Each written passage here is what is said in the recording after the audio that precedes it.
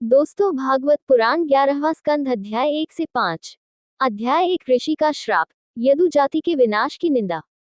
श्री शुक बादरायण के पुत्र ने कहा, बलराम और यादवों के साथ कृष्ण ने दैत्यों का विनाश किया, कुछ बलराम के माध्यम से, कुछ यादवों के माध्यम से और शेष पूतना, कंस आदि स्वयं निकट संबंधियों के मामले में, जिन्हें वे स्वयं नष्ट नहीं कर सकते थे, उन्होंने सभी की अंतरात्मा होने के कारण तेजी से बढ़ते हुए भयंकर झगड़े को भड़काया, जिसकी परिणति कौरवों और पांडवों के बीच युद्ध में हुई और पृथ्वी का भार हल्का किया।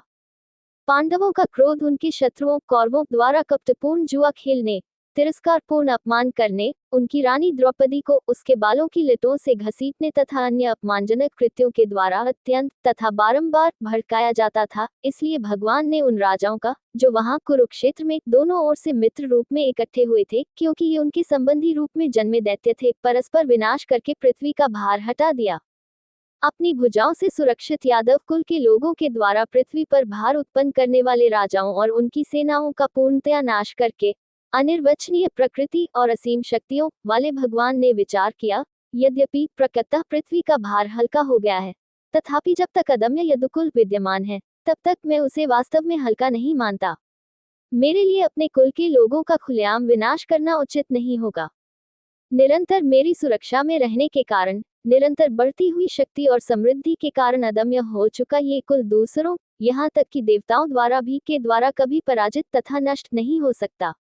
उनके आपसी संघर्ष से उत्पन्न आग से भस्म हो जाने वाले बांसों के वन की तरह इनके संपूर्ण परस्पर विनाश का कारण बनने वाले आंतरिक कलह को भड़काकर मैं चुपचाप अपने धाम वैकुंठ में चला जाऊंगा। ऐसा निश्चय करके सत्य, प्रभावशाली संकल्प वाले सर्वशक्तिमान सर्वव्यापी प्रभु ने ब्राह्मणों के शाप को बहाना बनाकर ब्राह्मणों की महानता स्थापित करने की दृष्टि से अपनी जाति को अपने अपने उच्च लोकों में वापस भेज दिया।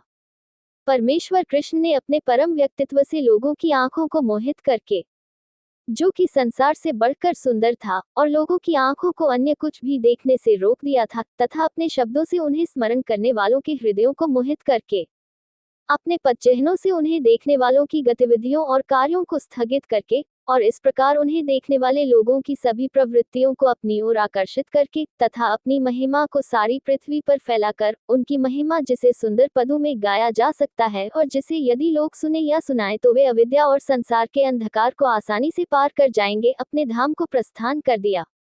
राजा परीक्षित ने पूछा, ये कैसे हुआ कि ब्राह्मणों के शाप का प्रभाव वृष्णियों पर पड़ा, जो ब्राह्मणों के प्रति समर्पित और मित्रवत थे, अत्यंत उदार थे, हमेशा वृद्धों की सेवा करते थे और जिनका मन कृष्ण में पूरी तरह से लगा रहता था। शाप का कारण क्या था? उसका स्वरूप क्या था? एकमत यादवों में मतभेद कैसे पैदा हो सकता है? कृपया मुझे इस विषय में विस्तार पूर्वक सब कुछ बताने की कृपा करें। श्री शुक ने समझाया, संसार की समस्त सुंदरता से युक्त, अपने व्यक्तित्व से युक्त, अपनी समस्त कामनाओं की पूर्ति होने पर भी परम मंगलमय कर्म करने में तत्पर, द्वारका में अपने घर में आनंदित, उदार कामना पूर्ति करने वाले भगवान ने अपने कार्य को अभी भी अधूरा अनुभव किया और अपने ही कुल का नाश करने की इच्छा की। अत्यंत आनंदमय और शुभ कर्म करके, जिनका गुणगान करने से पुण्य मिलता है और जिनका कीर्तन करने से कलियुग का मल पाप नष्ट हो जाता है, वे यदुओं के स्वामी वसुदेव के घर में काल विनाश के देवता के रूप में रहने लगे। विश्वामित्र, असित, कण्व, दुर्वासा, भृगु, अंगिरस, कश्यप, वामदेव, अत्रि, वशिष्ठ, नारद आदि ऋषिगण उनसे विदा लेकर पिंडारक पवित्र स्थान को चले गए। वहां खेल रहे यादव वंश के युवक उन ऋषियों के पास आए और यद्यपि वे सचमुच ही धृष्ट थे, फिर भी उन्होंने दिखावटी नम्रता से उनके चरणों में प्रणाम किया और उनसे प्रश्न किया। उन्होंने जाम्बूति के पुत्र साम को स्त्री के वस्त्र पहनाकर कहा, ये श्यामवर्णी कन्या गर्भवती है और आपसे पूछना चाहती है। हे ब्राह्मणों, वह आपसे सीधे पूछने में शर्म महसूस करती है, किंतु वह पुत्र की अभिलाषा रखती है और शीघ्र ही उसे प्रसव होगा। आपकी दूरदृष्टि अचूक है, कृपया ये बताने की कृपा करें कि इसे पुत्र होगा या स्त्री। हे राजन, इस प्रकार ठगे जाने से व्यवहारिक मजाक के रूप में ऋषियों को क्रोध आ गया और उन्होंने कहा, अरे मूर्खों, वह एक मूसल को जन्म देगी, जो तुम्हारी जाति का नाश कर देगी। ये सुनकर वे बहुत भयभीत हो गए। उन्होंने तुरंत साम के पेट को खोला और देखा कि उसमें एक लोहे का मूसल है। हम बदकिस्मत लोगों ने क्या मूर्खता की है, अब लोग हमें क्या कहेंगे? इस तरह की उलझन भरी स्थिति में वे मूसल लेकर घर चले गए। पीले मुरझाए चेहरों के साथ वे इसे राजसभा भवन में ले गए और सभी यादवों की उपस्थिति में उन्होंने पूरी बात राजा उग्रसेन को बता दी, श्री कृष्ण को नहीं। ब्राह्मणों के अचूक शाप के बारे में जानकर और मूसल को देखकर द्वारकावासी आश्चर्यचकित हो गए और भय से कांपने लगे। यदुओं के राजा आहुक उग्रसेन ने मूसल को चूर्ण में बदल दिया और उसे खुले समुद्र में छितरा दिया तथा लोहे के मूसल के बचे हुए टुकड़े के साथ भी ऐसा ही किया जिसे चूर्ण में बदला जा सकता था। कुछ मछलियों ने उस लोहे के टुकड़े को निगल लिया जबकि पाउडर के कण समुद्र की लहरों द्वारा किनारे पर ले जाए गए जहां वे एक प्रकार के ईख के रूप में विकसित हुए जिन्हें एरका कहा जाता है। भाग्यवश वह मछली जिसने मूसल के लोहे के टुकड़े को निगल लिया था समुद्र में अन्य मछलियों के साथ कुछ मछुआरों के जाल में फंस गई। मछली के पेट में पाया गया लोहे का टुकड़ा एक शिकारी ने अपने तीर की नोक पर लगा दिया। यशस्वी भगवान कृष्ण सभी तथ्यों को जानते थे। वे सर्वोच्च शासक थे, वे ऐसा कर सकते थे, लेकिन वे ब्राह्मणों के शाप का प्रतिकार और उसे निष्फल करना नहीं चाहते थे। वे स्वयं संहारक होने के कारण इसे स्वीकार करते थे क्योंकि वे यादवों का विनाश करना चाहते थे। अध्याय 2 भागवत धर्मः नारद द्वारा राजा निमि संवाद का वर्णन। श्री शुक ने कहा, हे कुरुश्रेष्ठ, भगवान कृष्ण की सेवा की तीव्र लालसा और उत्सुकता के कारण नारद जी अक्सर द्वारका में ही रहा करते थे, जबकि दक्ष ने उन्हें शाप दिया था कि वे सदैव भटकते रहेंगे, क्योंकि द्वारका में ये शाप प्रभावहीन था, क्योंकि द्वारका भगवान कृष्ण की भुजाओं द्वारा सुरक्षित थी। जो मनुष्य स्वस्थ इंद्रियों से युक्त है और जो चारों ओर से मृत्यु से घिरा हुआ है, वह मुकुंद के चरण कमलों की शरण लेने और उनकी पूजा करने में चूक कर सकता है, जिनके लिए केवल इंद्रियों का होना ही योग्यता है, न कि जाति, वर्ण और जीवन की अवस्था, आश्रम आदि, जिनका ध्यान और पूजा अमर पुरुषों जैसे भगवान ब्रह्मा, शिव और अन्य द्वारा की जाती है। एक अवसर पर जब दिव्य ऋषि नारद अपने घर में बैठे और उनकी विधिवत पूजा की गई और वे आराम से बैठ गए, तो वसुदेव ने उन्हें आदरपूर्वक प्रणाम किया और इस प्रकार निवेदन किया। वसुदेव ने कहा, जिस प्रकार माता पिता का आगमन बच्चों के कल्याण के लिए होता है अथवा उन महान आत्माओं की गतिविधियां जो उत्तम महिमा वाले भगवान के मार्ग का अनुसरण करते हैं दरिद्र और असहायों के कल्याण के लिए अनुकूल होती हैं, उसी प्रकार आपकी पूजा की गतिविधियां सभी देहधारियों के कल्याण के लिए होती हैं। देवताओं का कार्य जैसे वर्षा करना प्राणियों के दुख या सुख में योगदान दे सकता है, लेकिन आप जैसे पुण्यात्माओं के कार्य और व्यवहार जिन्होंने भगवान अच्युत पर अपना मन एकाग्र किया है, केवल और केवल सभी के सुख की ओर ही प्रवृत्त होते हैं।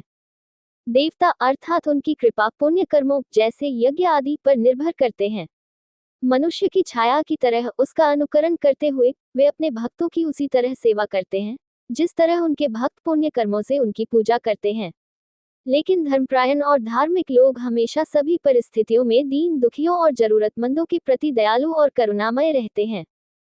हे ब्राह्मण मुनि, हम आपसे प्रार्थना करते हैं कि आप हमें धर्म के वे मार्ग बताएं जो महिमावान भगवान की प्राप्ति कराते हैं और जिन्हें श्रद्धा और भक्ति के साथ सुनने से प्राणी सभी भय से मुक्त हो जाता है, अर्थात संसार से मुक्त हो जाता है। पूर्व काल में इस संसार में अपने पिछले जन्म में मैंने संतान प्राप्ति की इच्छा से, किंतु संसार से मुक्ति की इच्छा से नहीं, बल्कि भगवान की माया से मोहित होकर संसार से मुक्ति के दाता अनंत भगवान की पूजा की थी। हे सुप्रतिष्ठित व्रतधारी मुनि, आप हमें इस जीवन में वह मार्ग बताने की कृपा करें जिससे हम नाना प्रकार के दुखों से भरे हुए तथा सब ओर से भय और संकटों से घिरे हुए इस संसार से सीधे और सरलता से मुक्त हो सकें। श्री शुक ने कहा, इस प्रकार प्रश्न करने पर परम बुद्धिमान वसुदेव जी के द्वारा हरि के उत्तम गुणों का स्मरण करके नारद मुनि प्रसन्न हुए और उनसे इस प्रकार बोले। नारद ने कहा, हे श्रेष्ठ सात्वत, आपने बुद्धिमानी पूर्वक इस मार्ग का निश्चय किया है जिसमें आपने मुझसे पूछा है कि कौन से आचरण और कौन से गुण भगवान को प्रसन्न करते हैं और सभी को पाप आदि से क्षुद्ध करते हैं। हे वासुदेव, यदि इस धर्म में आचरण अर्थात भागवत धर्म को सुना जाए, सुनाया जाए, मनन किया जाए, आदर पूर्वक स्वीकार किया जाए या अनुमोदन पूर्वक सराहा जाए, जब अन्य लोग इसका अनुसरण करें तो यह उन लोगों को भी तुरंत पवित्र कर देता है जो देवताओं के शत्रु हैं या सभी प्राणियों के प्रति शत्रुता रखते हैं। परम मंगलमय और यशस्वी भगवान नारायण, जिनका नाम यदि दाढ़ी से लिया जाए या गाया जाए पुण्यदायी है, आज आपने मुझे स्मरण कराया है। इसी विषय पर यह प्राचीन ऐतिहासिक कथा कही जाती है। इसमें ऋषभ के पुत्रों और विदेह के महामना राजा निमि के बीच संवाद है। स्वयंभू मनु के प्रियव्रत नाम के पुत्र थे। उनके पुत्र का नाम अग्नित्र था जिनसे नाभि उत्पन्न हुए और नाभि के पुत्र का नाम ऋषभ था। जानकार कहते हैं कि वह भगवान वासुदेव की एक किरण अंश थे, जो मोक्ष संसार से मुक्ति की ओर ले जाने वाले धार्मिक मार्ग का प्रचार करने के इरादे से पृथ्वी पर अवतरित हुए थे। उनके 100 बेटे थे, जो सभी वेदों में पारंगत थे। उनमें से सबसे बड़े पुत्र भरत, नारायण परमात्मा के अनन्य भक्त थे। ऐसा कहा जाता है कि यह अद्भुत महाद्वीप उनके नाम पर भारतवर्ष के नाम से जाना जाता है। इस पृथ्वी के सुखों को भोग कर उन्होंने इसका त्याग कर दिया। उन्होंने घोर तपस्या द्वारा भगवान श्रीहरि को प्रसन्न किया और ऐसा कहा जाता है कि वे 3 जन्मों के पश्चात भगवान के धाम को प्राप्त हुए। उन 100 पुत्रों में से 9 चारों ओर के 9 महाद्वीपों के शासक बने और उनमें से 81 ब्राह्मण बने, जिन्होंने धार्मिक अनुष्ठानों और कर्मकांडों पर ग्रंथ लिखे। शेष 9 भाग्यशाली पुत्र ऋषि बन गए, जो सर्वोच्च सत्य का प्रतिपादन करने में सक्षम थे। वे आध्यात्मिक मार्ग पर परिश्रम करते थे, नग्न रहते थे अर्थात वायु का करधनी पहनते थे, लेकिन आध्यात्मिक आत्मिक विद्या में अत्यधिक निपुण थे। उनके नाम थे कवि, हरि, अंतरिक्ष, प्रबुद्ध, पिप्लायन, अविर्होत्र, द्रुमिला, कैमास और करभाजन। उन्होंने महसूस किया कि यह ब्रह्मांड कारण और प्रभाव या स्थूल और सूक्ष्म स्वयं महिमावान भगवान के अलावा कुछ नहीं है और उनके स्वयं आत्मा से अलग नहीं है और पृथ्वी पर फैला हुआ है। वे किसी भी चीज में आसक्त नहीं थे। वे अपनी राह पर चलते थे, क्योंकि उनके मार्ग अबाधित थे। वे देवताओं, सिद्धों, साध्यों, गंधर्वों, यक्षों, मनुष्यों, किन्नरों और नागों के लोकों में तथा ऋषियों, चारणों, भूतों के स्वामी, विद्याधरों, ब्राह्मणों और गोलोक में अपनी इच्छानुसार विचरण करते थे। एक अवसर पर संयोग से वे भारतवर्ष, जिसे अजनाब भी कहा जाता है, में ऋषियों द्वारा आयोजित महान आत्मा निमि विदेह के राजा के यज्ञ सत्र में भाग लेने के लिए गए। सूर्य के समान तेजस्वी भगवान के उन परम भक्तों को देखकर यजमान राजा निमि गृहपत्य, आहवनीय और दक्षिणादि यज्ञों के अधिष्ठाता देवता तथा यज्ञ पुरोहित के रूप में कार्य करने वाले ब्राह्मण सभी सम्मान प्रकट करने के लिए खड़े हो गए। जब विदेहराज निमि को पता चला कि वे भगवान नारायण के परम भक्त हैं, तो उन्हें बहुत प्रसन्नता हुई। जब वे सुखपूर्वक बैठ गए, तो उन्होंने उनकी वरिष्ठता के अनुसार सभी प्रकार की पूजा की। राजा ने प्रसन्न होकर बड़ी नम्रता से प्रणाम किया और ब्रह्मादेव के मानस पुत्रों जैसे सनक, सनंदन के समान अपने तेज से प्रकाशित उन देवताओं को प्रणाम किया। विदेह के राजा निमि ने कहा, मैं मानता हूँ कि आप लोग यशस्वी भगवान विष्णु, राक्षस मधु का वध करने वाले के प्रत्यक्ष सेवक हैं, क्योंकि भगवान विष्णु के भक्त जन सदैव लोगों को पवित्र करने के लिए तत्पर रहते हैं। जीवों प्रत्येक जन्म में शरीर धारण करने वाले देहधारी जीवात्माओं के लिए मानव शरीर मनुष्य जन्म की प्राप्ति भले ही क्षणभंगुर हो, बहुत कठिन है, फिर भी मूल्यवान है, क्योंकि यह संसार से मुक्ति का साधन है। इस दुर्लभ और क्षणभंगुर अस्तित्व में भी मैं समझता हूँ कि भगवान विष्णु के प्रिय व्यक्तियों से मिलना और भी दुर्लभ है। हे निष्पापों, इसलिए हम तुमसे परम सौभाग्य के विषय में पूछते हैं, क्योंकि इस संसार में संतों या धर्मात्माओं की संगति, चाहे आधे क्षण के लिए भी क्यों न हो, बहुमूल्य धन की प्राप्ति के समान है। जैसे एक साधारण व्यक्ति को खजाना प्राप्त करने में खुशी मिलती है, वैसे ही हमें संतों की संगति में परम आनंद मिलता है। यदि हम उन्हें सुनने में समर्थ हों, तो कृपया हमें भगवान को प्रसन्न करने वाले धर्म में कर्तव्यों और अनुष्ठानों का विस्तार पूर्वक वर्णन करने की कृपा करें, जिससे सनातन जन्महीन भगवान इतने प्रसन्न हों कि वे भक्त को अपना आत्मा भी प्रदान कर दें।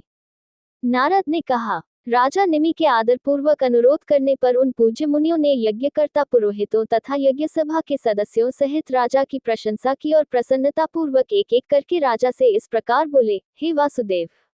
कवि ने कहा, मेरा मानना है कि भगवान विष्णु के चरण कमलों का अखंड पूजन और ध्यान करना ही सभी प्रकार के भय से रक्षा करने का सबसे सुरक्षित और सुनिश्चित साधन है। इस संसार में मनुष्य का मन इस अत्यंत तुच्छ शरीर आदि को आत्मा समझकर 3 प्रकार के दुखों का भय से सदैव भ्रमित रहता है, लेकिन भगवान की पूजा से वह भय पूरी तरह से दूर हो जाता है। 8. भगवान ने जो साधन और आचरण बताए हैं, जिनसे अज्ञानी व्यक्ति भी सरलता से आत्म साक्षात्कार प्राप्त कर सकते हैं, ये निश्चय रखो कि वे ही कर्तव्य हैं, जिनसे भगवान सबसे अधिक प्रसन्न होते हैं और जो सरलता से आत्म साक्षात्कार की ओर ले जाते हैं। हे राजन, उन मार्गों पर चलने से कोई भी मनुष्य कभी भी भटकता नहीं है। यह मार्ग इतना सुरक्षित और सुगम है कि यदि कोई व्यक्ति आंखें बंद करके भी दौड़ता है, अर्थात श्रुतियों और स्मृतियों से अनभिज्ञ रहता है, जो कि आंखें हैं, तो भी वह अपने मार्ग से नहीं भटकेगा और गलत मार्ग पर नहीं जाएगा। और यदि वह भक्ति के मार्ग पर 9 चरणों अर्थात श्रवण, भगवान के कार्यों का गुणगान आदि में से एक चरण से दूसरे चरण पर शीघ्रता से कूदता हुआ भी दौड़ता है, तो भी वह फिर से संसार में नहीं जाएगा या अपनी भक्ति के फल से वंचित नहीं रहेगा, ठोकर नहीं खाएगा। मनुष्य अपने शरीर, वाणी, मन, ज्ञानेंद्रिय, बुद्धि और अहंकार तथा प्रकृति की शक्ति अपने पूर्व कर्मों के अनुसार द्वारा जो कुछ भी करता है, उसे ऐसे सभी स्वैच्छिक और अनैच्छिक कर्मों को परमेश्वर नारायण को समर्पित कर देना चाहिए। भगवान की माया के कारण भगवान से विमुख हुए व्यक्ति में स्मृति का लोप, स्वयं के वास्तविक स्वरूप का, अपने वास्तविक स्वरूप के बारे में भ्रांति, जिसके कारण अपने भौतिक शरीर को ही आत्मा मानने लगता है, जैसे कि मैं भगवान हूँ, मैं मनुष्य हूँ आदि, उत्पन्न हो जाती है। जब कोई अपने आप को आत्मा के अलावा किसी और चीज अर्थात अपने शरीर से पहचानता है, तो इससे भय उत्पन्न होता है, दूसरे व्यक्तियों को शत्रु, मित्र आदि मानना, क्योंकि वह सर्वत्र ब्रह्म को देखने की अंतर्दृष्टि खो चुका होता है। इसलिए एक बुद्धिमान व्यक्ति को यह समझना चाहिए कि उसका गुरु ही देवता है और वह स्वयं ही है, और जब तक वह संसार से मुक्त नहीं हो जाता, तब तक उसे अनन्य भक्ति के साथ भगवान की पूजा करनी चाहिए। क्योंकि संसार नामक इस द्वैत का कोई वास्तविक अस्तित्व नहीं है, बल्कि यह स्वप्न, नींद में और दिवास्वप्न या मतिभ्रम, जागृत अवस्था में के समान प्रतीत होता है, क्योंकि इस पर विचार करने वाले व्यक्तियों का मन ऐसा ही करता है। इसलिए बुद्धिमान व्यक्ति को अपने मन को नियंत्रित करना चाहिए, जो विचार और संदेह उत्पन्न करता है। ये नियंत्रित मन से ईश्वर की भक्ति, संसार से निर्भयता अर्थात मुक्ति की ओर ले जाएगा। चूंकि मन पर नियंत्रण बहुत कठिन है, इसलिए मोक्ष का एक सरल मार्ग बताया गया है। अतः मनुष्य को इस लोक में सुदर्शन चक्रधारी भगवान कृष्ण के अवतरण और लीलाओं की परम मंगलमयी कथाओं को भक्तिपूर्वक सुनना चाहिए। यदि असंख्य होने के कारण ऐसा करना भी असंभव हो, तो उसे भगवान के अवतरण और लीलाओं के नामों का गान करना चाहिए, बिना किसी भय या लज्जा के, तथा आसक्ति रहित जीवन व्यतीत करना चाहिए। जो व्यक्ति उपर्युक्त भक्ति मार्ग को पवित्र व्रत, जिसे दृढ़तापूर्वक और निरंतर पालन करना है, के रूप में अपनाता है, वह अपने प्रियतम भगवान हरि के नामों का कीर्तन करके भगवान के प्रति प्रगाढ़ प्रेम विकसित करता है। उसका हृदय प्रेम और भक्ति से द्रवित हो जाता है।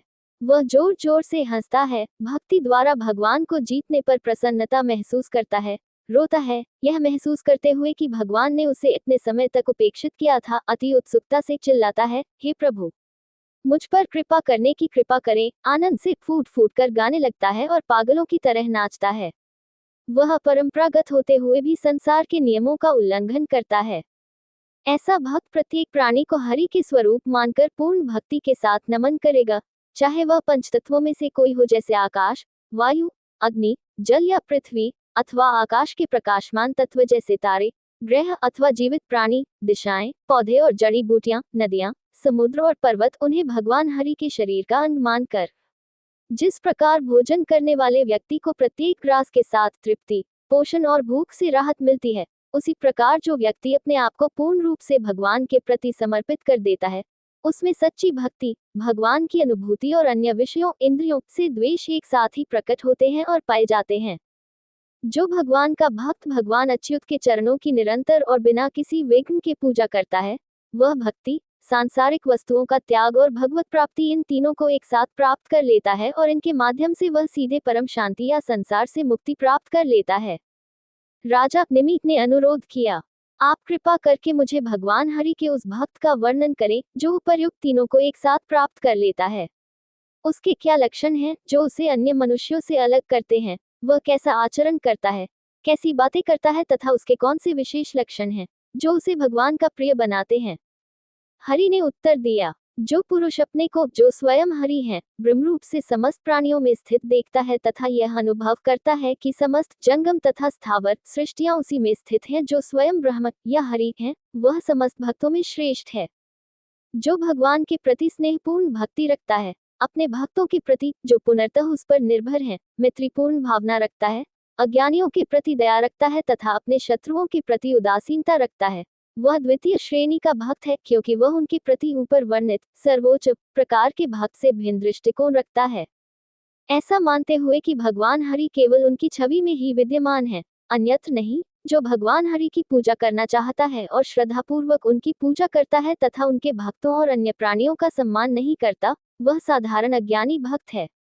इंद्रियां अपने अपने भोगों को प्राप्त कर लेने पर भी यदि भक्त का हृदय भगवान विष्णु में इतना लीन हो कि वह उनके प्रति न तो विकर्षण अनुभव करता है, न ही हर्षपूर्ण आकर्षण, तथा इस ब्रह्मांड को भगवान विष्णु की माया के रूप में देखता है, ऐसा भक्त सर्वोच्च कोटि का होता है। भगवान के भक्तों में वह श्रेष्ठ है जो निरंतर हरि के स्मरण ध्यान के कारण सांसारिक जीवन की परिस्थितियों अर्थात दुखों से मोहित नहीं होता और प्रभावित नहीं होता, जैसे शरीर को प्रभावित करने वाली जन्म और मृत्यु, प्राण को पीड़ित करने वाली भूख और प्यास, मन को भय, बुद्धि को उत्तेजित करने वाली प्रबल इच्छा और इंद्रियों को थका देने वाली थकान।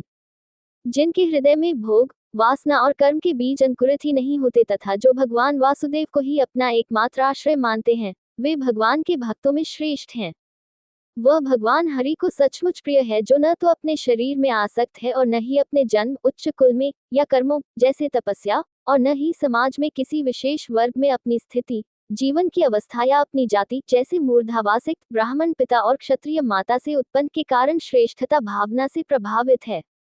जो अपनी संपत्ति तथा अपने शरीर के संबंध में मेरा तथा पराया का भेद नहीं मानता, जो समस्त प्राणियों के प्रति संभाव रखता है तथा शांतचित है, वह भगवान के भक्तों में श्रेष्ठ है।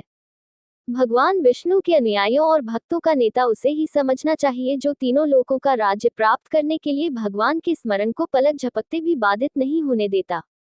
वह महिमावान भगवान के चरण कमलों से पलक झपकते भी विचलित नहीं होता, जिन चरणों की खोज देवता तथा अन्य लोग भी करते हैं जिन्होंने अपने आप को वश में नहीं किया है।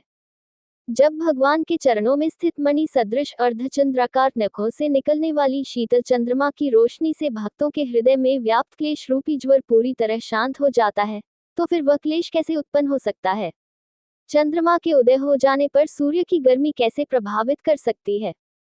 वह पुरुष भक्तों में श्रेष्ठ कहा गया है जिसका हृदय भगवान खाली नहीं करते, क्योंकि उसके चरण उसमें स्नेह के बंधन से बंधे हुए हैं, जो समस्त संचित पापों का नाश कर देते हैं, भले ही उनका नाम अनजाने में या रोक कर लिया गया हो। अध्याय 3 माया पर प्रवचन और उससे पार पाने के उपाय। राजा निमित ने कहा, हम भगवान विष्णु की माया इच्छा शक्ति को जानने के लिए उत्सुक हैं जो उन ब्रह्मा जैसे देवताओं को भ्रमित करती है जो स्वयं ऐसी भ्रामक शक्तियों से संपन्न है। आपके पूज्य महाराज हमें माया की प्रकृति के बारे में बताने की कृपा करें। मैं संसार रूपी ज्वर दुखों से झुलसा हुआ एक नश्वर प्राणी हूँ। संसार रूपी दुख रूपी ज्वर की औषधि अमृत रूपी हरि की मधुर कथाओं का वर्णन करने वाली आपकी वाणी को सुनकर मेरी तृप्ति नहीं हो रही है। अंतरिक्ष ने कहा, महिमावान भगवान ने अपनी माया से अनेक बनने की इच्छा से इस ब्रह्मांड की रचना की। यद्यपि जीव शुद्ध आध्यात्मिक तत्व है, 3 गुणों से मुक्त है, फिर भी माया ने उसे गुणों द्वारा नियंत्रित शरीर प्रदान किया। आत्मा को अपने शरीर के साथ पहचानना जीव ब्रह्म का भ्रम है। ये जीव ब्रह्म जीव की जागृत, स्वप्न और सुषुप्ति अवस्थाओं के संदर्भ में समझाया गया है। तत्प्रयुक्ता जागृत स्वप्न सुषुप्ति रूपावस्था त्रय संबंध च वदम ब्रह्म प्रपंचयति। जागृत अवस्था बाह्य इंद्रिय के संदर्भ में भ्रांति है, स्वप्न अवस्था मन के संबंध में है, सुषुप्ति अवस्था में स्मृति बीज के समान प्रसुप्त अप्रकट होती है, और चौथी अवस्था परमात्मा के संबंध में जीव की स्थिति है। इस अवस्था में जीव शरीर से पृथक हो जाता है, जो प्रकृति की उपज है, और यही मुक्त अवस्था है। जीव शुद्ध चेतना है, जो वासनाओं आदि से अछूती है, तथा स्वप्न सुषुप्ति आदि अवस्थाओं से मुक्त है। वह माया के द्वारा उन अवस्थाओं से युक्त प्रतीत होता है। जब जीव माया के 3 रूपों की क्षणभंगुर प्रकृति और व्यर्थता को समझ लेता है, तब वह तुच्छ सुखों के लिए काम करना छोड़ देता है और शांत हो जाता है। अंतरिक्ष ने समझाया, हे महाबाहु राजन, विषयों के भोग तथा देहधारी आत्माओं की मुक्ति के लिए ही अपनी ही किरणों के कारण आदिम प्रधान पुरुष ने समस्त सृष्टि के कारण या सभी प्राणियों में निवास करने वाली आत्मा ने 5 स्थूल तत्वों में से इन महान तथा लघु शरीरों की रचना की है।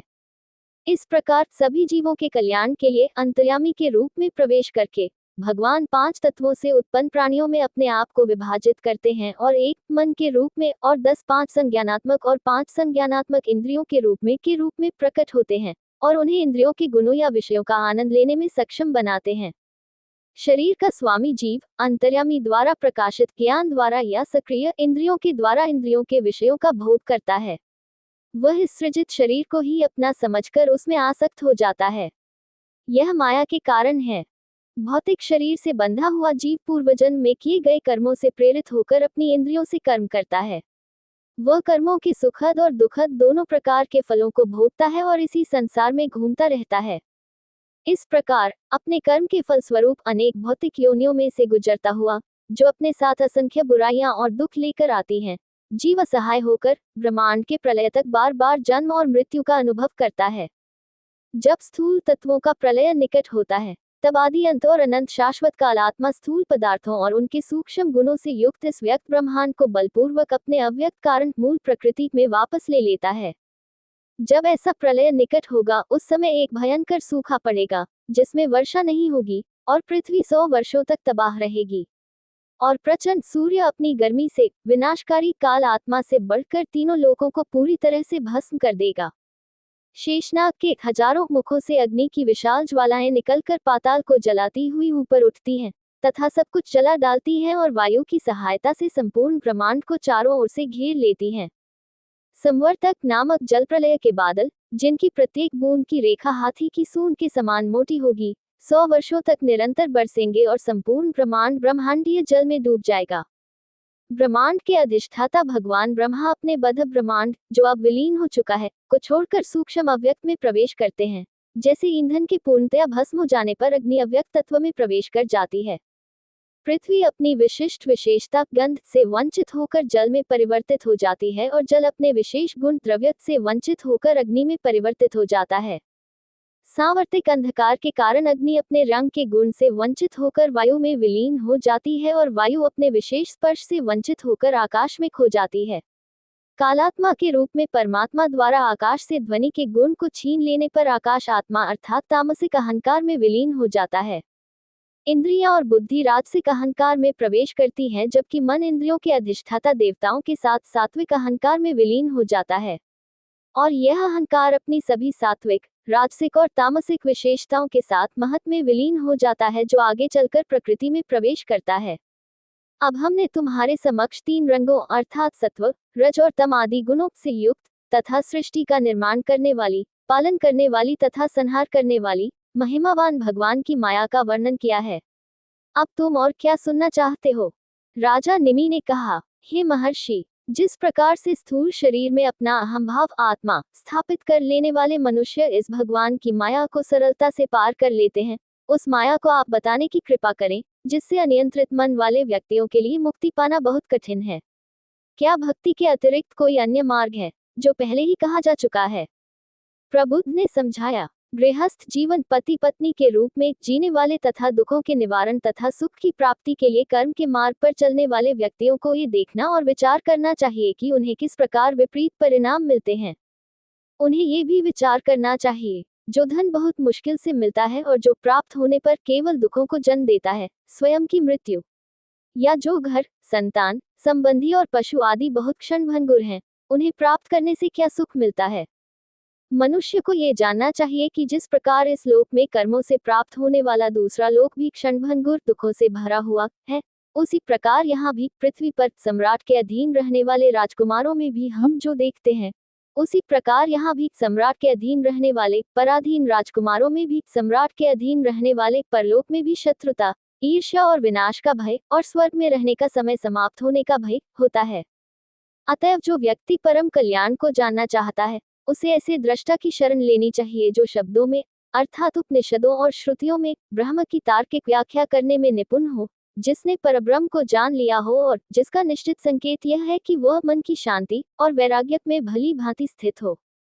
अपने गुरु को अपना स्वरूप और अपना देवता हरि मानकर उसे अपने गुरु की सच्ची और समर्पित सेवा करके भगवान के भक्तों के कर्तव्यों और जीवन पद्धतियों को सीखना चाहिए और उनका अभ्यास करना चाहिए, ताकि भगवान हरि, जो जगत की आत्मा है और अपने भक्तों को आत्म साक्षात्कार प्रदान करते हैं, उससे प्रसन्न हो। प्रारंभिक अवस्था में मनुष्य को चाहिए कि वह अपने मन को सब वस्तुओं जैसे स्त्री, बच्चे, संपत्ति से हटाकर पवित्र व्यक्तियों भगवान के प्रति समर्पित में लगाए तथा तदनुसार दया, अधीनस्थ तथा निम्न प्राणियों के प्रति, मैत्री, समानों के प्रति तथा विनय, वरिष्ठों के प्रति रखे। उसे मानसिक और शारीरिक शुद्धता के गुणों को आत्मसात करना चाहिए, तपस्या या धार्मिक कर्तव्यों का पालन करना चाहिए, धैर्य विकसित करना चाहिए, मौन का पालन करना चाहिए अर्थात शब्दों का अनावश्यक अपव्यय नहीं करना चाहिए, शास्त्रों का अध्ययन करना चाहिए, सीधेपन, ब्रह्मचर्य, अहिंसा का अभ्यास करना चाहिए और विरोधाभासी परिस्थितियों जैसे सुख और दुख, सम्मान और अपमान आदि के तनाव में मन का संतुलित रवैया अपनाना चाहिए। उसे यह समझना चाहिए कि आत्मा ही बुद्धिमान सत्ता के रूप में संसार में व्याप्त है और वही सर्वव्यापी प्रभु है, जो इस जगत का नियंत्रक है, और उसे एकांत में रहना चाहिए। अपने घर, संपत्ति, संबंधी आदि में आसक्ति नहीं रखनी चाहिए। धुले हुए चिथड़े या छाल के वस्त्र वस्त्र के रूप में पहनने चाहिए और जो कुछ मिल जाए उसी में संतुष्ट रहना चाहिए। भगवान के गुणगान करने वाले शास्त्रों पर दृढ़ श्रद्धा रखनी चाहिए, किंतु दूसरों के शास्त्रों की निंदा नहीं करनी चाहिए। मन को प्राणायाम से, वाणी को मौन से तथा कर्म को वैराग्य से वश में रखना चाहिए। सत्य बोलना चाहिए तथा अपनी अंतरात्मा, मन तथा बाह्य इंद्रियों को वश में रखना चाहिए। उसे सदैव भगवान हरि के अवतारों, कार्यों और चमत्कारी कार्यों की श्रेष्ठताओं का श्रवण, गुणगान और ध्यान करना चाहिए तथा अपने सभी कर्म, यज्ञ आदि धार्मिक कार्य भी उन्हें समर्पित करना सीखना चाहिए। उसे अपने सभी यज्ञ, पूजा, दान, तप, पवित्र अक्षरों या भगवान के नामों का उच्चारण, अपने कार्यों और जो कुछ भी उसे प्रिय है, जैसे कि गंध, फूल आदि को भगवान को समर्पित करना सीखना चाहिए और अपनी पत्नी, बच्चों, घरों, संपत्ति और अपने जीवन को भी भगवान की सेवा में समर्पित करना चाहिए। अतः उसे उन लोगों से मित्रतापूर्ण संबंध रखना चाहिए जिन्होंने भगवान कृष्ण को अपनी आत्मा और सभी जीवों के रक्षक या नियंत्रक के रूप में जाना है। उसे भगवान की पूजा करनी चाहिए क्योंकि वे चल और अचल दोनों में रहते हैं, विशेष रूप से मनुष्यों में और मुख्य रूप से उन धर्मात्मा पुरुषों में जो अपने धार्मिक कर्तव्यों का पालन करते हैं, और उनमें से विशेष रूप से भगवान के भक्तों में। उसे एक दूसरे से विचार विमर्श करना सीखना चाहिए तथा भगवान की पवित्र महिमा का गान करना चाहिए, और इस प्रकार इन सब के साथ मिलकर उसे प्रतिद्वंद्विता, ईर्ष्या आदि को भूलकर आध्यात्मिक आनंद, प्रसन्नता और सभी दुखों से पूर्ण मुक्ति प्राप्त करनी चाहिए। अपने को तथा एक दूसरे को पापों के समूह को तुरंत नष्ट करने वाले हरि का स्मरण कराते हुए उनकी भक्ति दिव्य प्रेम में विकसित होती है, और इस दिव्य प्रेम के आनंद की रोमांच से उनके सारे शरीर के रोंगटे खड़े हो जाते हैं, और शिष्यों का यह आध्यात्मिक आनंद आध्यात्मिक गुरु को परमानंद देता है। भक्त ऐसी अवस्था में पहुंचे हुए अपरंपरागत व्यवहार करते हैं। वे कभी रोते हैं, उनके दर्शन की व्याकुलता से कभी हंसते हैं और प्रसन्न होते हैं, उनके स्मरण से कभी बोलते रहते हैं, उनके खेल तमाशे के बारे में कभी नाचते हैं, आनंद में कभी गाते हैं और उनके कार्यों का अनुकरण करते हैं। इस प्रकार उन्हें अनुभव करके तथा परमानंद को प्राप्त करके वे मौन रहते हैं। जो इस प्रकार भगवान के भक्तों के कर्तव्यों और जीवन पद्धति को सीखता है और उसका अभ्यास करता है, उसमें दिव्य प्रेम उत्पन्न होता है और वह भगवान नारायण के प्रति पुनर्तः समर्पित हो जाता है और उनमें लीन हो जाता है तथा माया को सरलता से पार कर जाता है, जिसे पार करना अन्यथा अत्यंत कठिन है। राजा निमि ने पूछा, चूंकि आप ब्रह्म को जानने वालों में अग्रणी हैं, अतः आपका ये कर्तव्य है कि आप मुझे ब्रह्म या परमात्मा का स्वरूप बताएं, जिसे नारायण भी कहा गया है। क्या ब्रह्म, परमात्मा और नारायण शब्द एक ही निर्गुण सत्ता को दर्शाते हैं या कोई विशेष विशेषता दर्शाते हैं? पिप्लायन ने उत्तर दिया, हे राजन, कृपया उस परम तत्व को समझिए जो नारायण के रूप में सृष्टि, स्थिति तथा प्रलय का कारण है, किंतु अनंत तथा अनादि होने से स्वयं अकारण है तथा बिना किसी कारण या हेतु के उपर्युक्त कार्यकलापों में लिप्त रहता है। जो ब्रह्म के रूप में तीन अवस्थाओं अर्थात जागृत, स्वप्न तथा सुषुप्ति में तथा चतुर्थ अतिचेतन अवस्था में समाधि के समय भी तथा बाहर अन्य अवस्थाओं में भी निरंतर विद्यमान रहता है, जिससे परमात्मा के रूप में शरीर, इंद्रियां, प्राण तथा मन अपना अपना कार्य करते हैं। नारायण, ब्रह्म तथा परमात्मा ये तीनों पहलू एक ही तत्व हैं। जैसे अग्नि की चिंगारियां न तो अग्नि को प्रकाशित कर सकती हैं और न ही जला सकती हैं, उसी प्रकार मन, वाणी, देखने की शक्ति, बुद्धि, प्राण और इंद्रियां भी ब्रह्म में प्रवेश नहीं कर सकती, अर्थात उस तक पहुंचकर उसे समझ नहीं सकती। शब्द अर्थात वेद जो आत्मा से संबंधित मामलों में प्रामाणिक माना जाता है, वह प्रत्यक्ष रूप से अनुमान द्वारा उसका संकेत देता है, क्योंकि वह स्वयं को सकारात्मक शब्दों में उसका प्रत्यक्ष वर्णन करने की शक्ति से वंचित करता है। लेकिन वास्तविकता के अभाव में कोई नकारात्मक वर्णन संभव नहीं है। सृष्टि के आरंभ में सृष्टि के पहले एक ब्रह्म था, जिसे सत्व, रजस और तमस गुणों से युक्त त्रिगुण प्रधान कहा गया। रजस की प्रधानता या इसकी सक्रिय सृजनात्मक शक्ति के कारण इसे सूत्रात्मा या हिरण्यगर्भ कहा जाता है, और सत्व या ज्ञान की शक्ति के प्रभुत्व से इसे महत कहा जाता है। जब अविद्या की स्थिति निहित होती है तो इसे जीव, व्यक्तिगत आत्मा या अहंकार कहा जाता है। यह एक ब्रह्म अनेक हो जाता है और अपनी अत्यंत शक्तिशाली माया के माध्यम से देवताओं, इंद्रियों पर शासन करने वाले संज्ञानात्मक और संज्ञानात्मक इंद्रियों और इंद्रियों के विषयों के साथ साथ परिणामी फल अर्थात सुख और दुख का अनुभव आदि के रूप में चमकता है। स्थूल अर्थात प्रभाव और सूक्ष्म अर्थात उनके कारण दोनों ही ब्रह्म द्वारा प्रकाशित हैं, जो दोनों की पहुंच से परे है। यह आत्मा न तो जन्म लेती है और न ही मरती है, यह न तो बढ़ती है और न घटती है। ये सभी शरीरों की विभिन्न अवस्थाओं जैसे युवापन, वृद्धावस्था का ज्ञाता साक्षी है, जैसे दृष्टा शरीर से भिन्न है। ये सर्वव्यापी, नित्य अपरिवर्तनशील शुद्ध चेतना सत्ता है। प्राण के समान ये चेतना सत्ता इंद्रियों के प्रभाव के बिना अनेक रूपों में प्रकट होती है।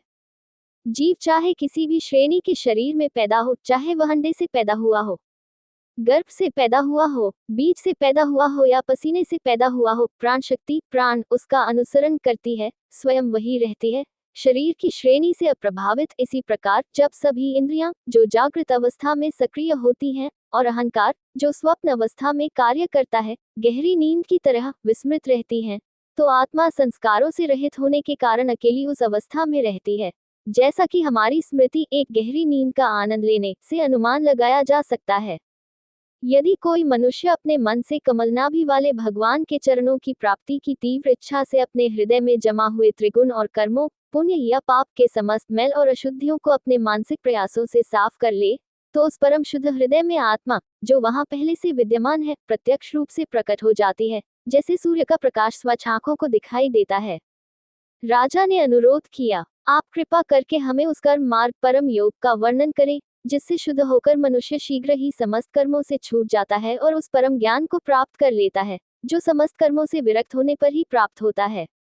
पूर्व काल में मैंने अपने पिता इक्ष्वाकु के समक्ष ऋषियों जैसे सनक आदि से यही प्रश्न पूछा था, किंतु ब्रह्माजी के उन मन से उत्पन्न पुत्रों ने इसका उत्तर नहीं दिया। कृपया मुझे उनके मौन का कारण बताने की कृपा करें। आविर्होत्र ने उत्तर दिया, कर्म का वर्गीकरण कर्म वेदों द्वारा निर्दिष्ट कर्तव्य, अकर्म वेदों द्वारा निषिद्ध कार्य और विकर्म कर्मों का लोप और अकर्म का होना वेदों के क्षेत्र का विषय है, न कि साधारण मनुष्य की बोलचाल की सीमा का। वेद ईश्वर की देन है, इसलिए बुद्धिमान ऋषिगण भी उनकी व्याख्याओं में भ्रमित हो जाते हैं। जिन ऋषियों से आपने प्रश्न किया था वे सर्वज्ञ थे, परंतु आप तो अपरिपक्व आयु के थे, इसलिए उनकी व्याख्या समझ नहीं पाए, इसलिए तब आप चुप हो गए। वेद में पाठ की सही व्याख्या से कहीं अधिक गहरी और अलग बात कही गई है। जिस तरह एक बच्चे को कोई मीठी चीज खिलाकर उसे अरुचिकर दवा का उद्देश्य बच्चे के स्वास्थ्य को बहाल करना है, न कि वह मीठी चीज जो बच्चे को दवाई निगलने के तुरंत बाद मिलती है पिलाई जाती है, उसी तरह वेद का वास्तविक उद्देश्य व्यक्ति को कर्म और उसके परिणाम के बंधन से मुक्त करना है, जिसके लिए कर्मों का स्पष्ट रूप से प्रावधान किया गया है। प्रारंभ से ही कर्मों से मुक्ति को ही जीवन का वास्तविक उद्देश्य समझकर वैदिक कर्तव्यों का परित्याग नहीं करना चाहिए। यदि कोई व्यक्ति स्वयं अज्ञानी है और अपनी इंद्रियों पर नियंत्रण नहीं रखता तथा वेदों द्वारा निर्दिष्ट कर्तव्यों का पालन नहीं करता, तो वह विकर्म वेद द्वारा निषिद्ध कर्म न करना तथा कर्म न करना के कारण अधर्म में फंसकर मृत्यु को प्राप्त होता है, क्योंकि वह संसार में उलझा रहता है। जो वेद में वर्णित कर्म करता है किंतु उसके फल में आसक्ति नहीं रखता और उसे परम प्रभु को समर्पित कर देता है, वह सिद्धि की उस अवस्था अर्थात मोक्ष को प्राप्त करता है जिसमें कर्म या उसका फल उसे नहीं बांधता। कर्मों के फल की प्रतिज्ञा का उद्देश्य कर्म में रुचि उत्पन्न करना है। जो कोई अपने हृदय रूपी ब्रह्मरूपी गांठ अहंकार रूपी को तत्काल काटने की इच्छा रखता हो, उसे वैदिक अनुष्ठानों के अतिरिक्त पंचरात्र तंत्र में बताए अनुसार भगवान केशव की पूजा करनी चाहिए। गुरु की कृपा से तांत्रिक मार्ग में दीक्षित होने के बाद तथा गुरु से पूजा की पारंपरिक विधि बताए जाने के बाद उसे भगवान की जो भी छवि उसे अच्छी लगे उस रूप में परम पुरुष की पूजा करनी चाहिए। शरीर को पूर्णतया स्वच्छ करके भगवान की मूर्ति के सामने बैठना चाहिए। श्वास नियंत्रण तथा अन्य क्रियाओं द्वारा अपने शरीर को आंतरिक रूप से शुद्ध करना चाहिए। अपने शरीर के विभिन्न अंगों की रक्षा का दायित्व विभिन्न देवताओं को सौंपकर स्वयं को कवच से सुसज्जित करना चाहिए तथा भगवान हरि की पूजा करनी चाहिए। उससे पहले पूजा की सामग्री जैसे फूल, यदि कोई कीड़ा हो तो उसे निकालकर जल छिड़क कर शुद्ध करना चाहिए। भूमि झाड़ू लगाकर तथा धोकर शुद्ध करनी चाहिए। स्वयं को न्यास तथा मन की एकाग्रता द्वारा शुद्ध करना चाहिए तथा भगवान की प्रतिमा को चंदन तथा अन्य वस्तुओं का लेप हटाकर शुद्ध करना चाहिए। फिर जल छिड़ककर अपने आसन को शुद्ध करना चाहिए तथा पूजा की सामग्री जैसे भगवान के चरण धोने का जल तथा अन्य पूजा सामग्री तैयार रखनी चाहिए।